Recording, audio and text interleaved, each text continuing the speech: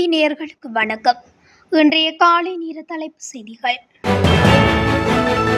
கடந்த காலத்தின் மோசமான பொருளாதார நெருக்கடிகளில் இருந்து பொருளாதாரம் மீண்டு வந்தாலும் இதுபோன்ற ஒரு நிலைமை மீண்டும் நிகழும் அபாயம் இருப்பதாக ஒரு சுயாதீன ஆய்வுக்குழு ஒன்று எச்சரித்துள்ளது. இலங்கை தற்போது ஒரு முக்கியமான கட்டத்தில் இருப்பதாக குறித்த அறிக்கையில் தெரிவிக்கப்பட்டுள்ளது என சுட்டிக்காட்டி தென்னிலங்கை ஊடகம் ஒன்று இந்த தகவலை வெளியிட்டுள்ளது. திடீர் விபத்துகள் தொடர்பில் நாட்டு மக்களுக்கு அறிவுறுத்தி திடீர் விபத்துகளால் வைத்திய அமைப்பில் ஏற்படும் தாக்கத்தை குறைப்பதற்கு எதிர்பார்ப்பதாக அமைச்சர் நலிந்த ஜேதிச தெரிவித்துள்ளார்.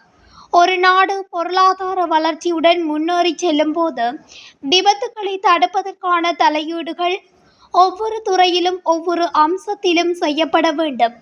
அத்துடன் பொதுமக்களுக்கு அறிவுறுத்தி சுகாதார ஊழியர்களை அதில் இணைத்து தேவையான விழிப்புணர்வை ஏற்படுத்தியும் திடீர் விபத்துகளால் வைத்திய அமைப்பில் ஏற்படும் தாக்கத்தை குறைப்பதற்கு எதிர்பார்ப்பதாகவும் அவர் குறிப்பிட்டுள்ளார். எதிர்வரும் தேர்தலில் ரணில் விக்ரமசிங்கவிற்கு பொதுஜன பெரமுன ஒருபோதும் ஆதரவளிக்காது என ஸ்ரீலங்கா பொதுஜன பெரமுனவின் பொதுச் செயலாளர் சட்டத்தரணி சாகர காரியவசம் கூறியுள்ளார். நேற்றைய தினம் ஊடகம் ஒன்றுக்கு வழங்கிய பேட்டியிலேயே அவர் இவ்வாறு தெரிவித்துள்ளார். ரணில் விக்ரமசிங்கவை மீண்டும் தலைவராக தேர்ந்தெடுப்பதற்கோ அல்லது வரவிருக்கும் தேர்தல்களில் அவரை வழிநடத்துவதற்கோ அல்லது ஐக்கிய தேசிய கட்சிக்கு ஆதரவளிக்கவோ எந்த எண்ணமும் இல்லை என கூறியுள்ளார். பொதுஜன பெரமுனவின் தெஹித்தகாண்டிய பிரதேச சபை உறுப்பினர் ஒருவர் கஞ்சாவுடன் கைது செய்யப்பட்டுள்ளார். கடந்த 11ஆம் தேதி இரவு இவர் கைது செய்யப்பட்டதாக தெஹித்தகாண்டிய போலீசார் தெரிவித்தனர். போலீசாருக்கு கிடைத்த தகவலின்படி அவரது வீட்டில் வைத்து கைது செய்யப்பட்ட பிரதேச சபை உறுப்பினர் 9 கிராம் 95 மில்லிகிராம் கஞ்சா வைத்திருந்ததாக போலீசார் தெரிவித்தனர். லஞ்சம் மற்றும் ஊழல் ஆகியவற்றை நாட்டின் மேல்மட்டத்தில் இருந்து இல்லாது செய்வதற்கு நடவடிக்கை எடுக்கப்படும் என ஜனாதிபதி அனுரகுமார திசாநாயக்க தெரிவித்துள்ளார்.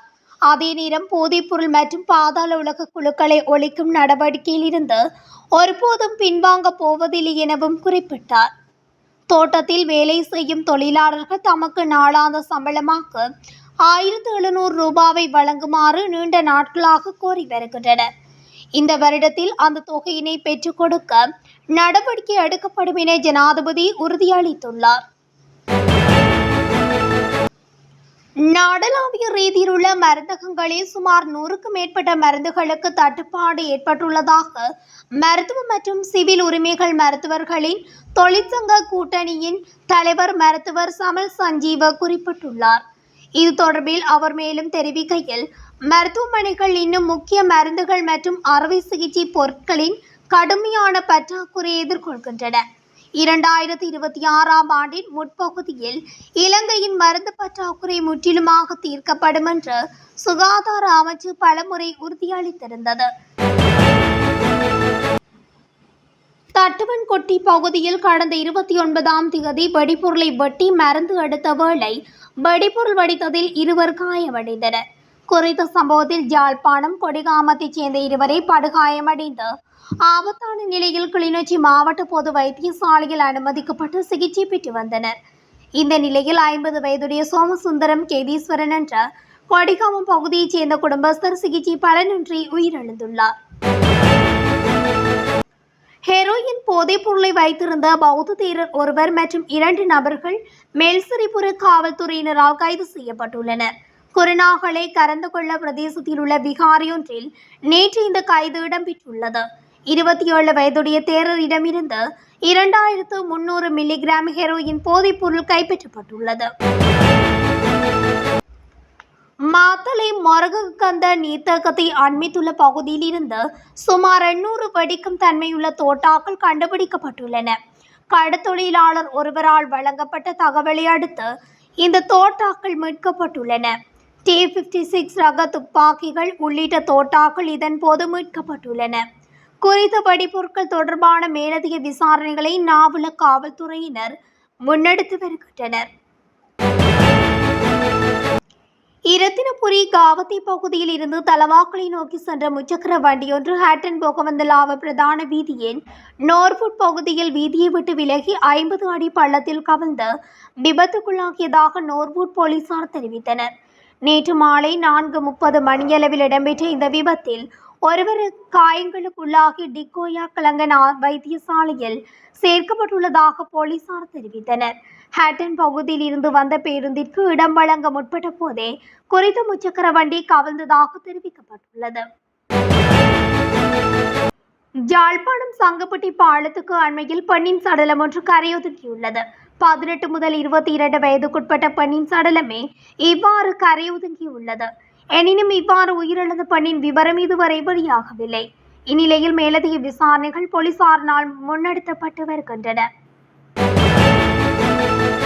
இலங்கையில் தற்போது நிலவும் காலநிலை காரணமாக டெங்கு மற்றும் எலிக்காய்ச்சல் மீண்டும் வேகமாக பரவ தொடங்கியுள்ளதால் பொதுமக்கள் அவதானமாக செயற்படுமாறு டெங்கு ஒழிப்பு திட்டத்தின் சமூக வைத்திய நிபுணர் டாக்டர் பிரஜூலா சமரவீர வலியுறுத்தியுள்ளார். எனவே பொதுமக்கள் தங்கள் சுற்றுச்சூழல் மற்றும் சுகாதாரம் குறித்து மிகவும் கவனமாக இருக்க வேண்டும் எனவும் வலியுறுத்தினார். காய்ச்சல் 2 நாட்களுக்கு மேல் நீடித்தால் வைத்தியரிடம் சிகிச்சை பெற தாமதிக்க வேண்டாம் என்றும் குறிப்பிட்டுள்ளார். கொழும்பு வத்தளை மாப்போல பகுதியில் மின்சாரம் தாக்கி ஒருவர் உயிரிழந்துள்ளார். குறித்த பகுதியில் உள்ள 3 மாடி கட்டிடத்தின் மேற்தளத்தில் கட்டுமான பணிகளை மேற்கொண்டு வந்த ஒருவரை மின்சாரம் தாக்கி உயிரிழந்ததாக போலீசார் தெரிவித்தனர். 3 மாடி கட்டிடத்துக்கு அருகிலுள்ள மின்கம்பி அமைப்பினால் மின்சாரம் தாக்குதலுக்கு உள்ளானதாக விசாரணைகளில் தெரிய வந்துள்ளது. குருநாகல நாரமல போலீஸ் பிரிவுக்குட்பட்ட பகுதியில் நேற்று அதிகாலை இடம்பெற்ற விபத்தில் 2 உயிரிழந்துள்ளனர்.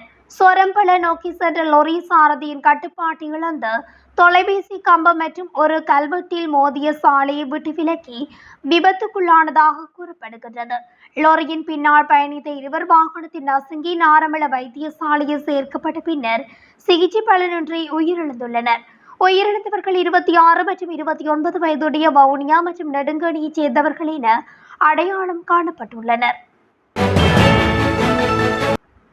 நுவரெலியா பிரதேசபை பிரிவுக்குட்பட்ட நானோயா பகுதியில் நேற்று பிற்பகல் பெய்த கனமழையினால் ஏற்பட்ட வெள்ளம் காரணமாக நுவரெலியா ஹட்டன் பிரதான வீதியில் போக்குவரத்து பாதிக்கப்பட்டது. நானோயா நகரில் போக்குவரத்து செய்யும் பிரதான வீதியூடாக வெள்ள நீரினால் நிரம்பியதால் நுவரெலியா ஹட்டன் பிரதான வீதியில் போக்குவரத்தும் சில மணி நேரம் பாதிக்கப்பட்டுள்ளது. தொடர்ந்து பெய்து வருகின்ற அடைமழை காரணமாக இப்பகுதியில் உள்ள விவசாய நிலப்பரப்புகள் முற்றாக நீரினால் நிறைந்துள்ளதாகவும் விவசாயிகள் தெரிவிக்கின்றனர். அத்துடன் யாழ்ப்பாணம் கிளிநொச்சி உட்பட்ட பகுதிகளிலும் மழை வெள்ளப்பெருக்கு ஏற்பட்டுள்ளது. அத்துடன் கொழும்பின் முக்கிய பகுதிகளிலும் அடைமழையின் காரணமாக வெள்ளப்பெருக்கெடுத்து ஓடியதாகவும் கூறப்படுகின்றது. இத்துடன் தமிழொலியின் இன்றைய காலை நேர தலைப்புச் செய்திகள் நிறைவடைகின்றன. தொடர்ச்சியாக செய்திகளை அறிந்து கொள்ள தமிழொலி ஊடகத்துடன் இணைந்திருங்கள். நன்றி, வணக்கம்.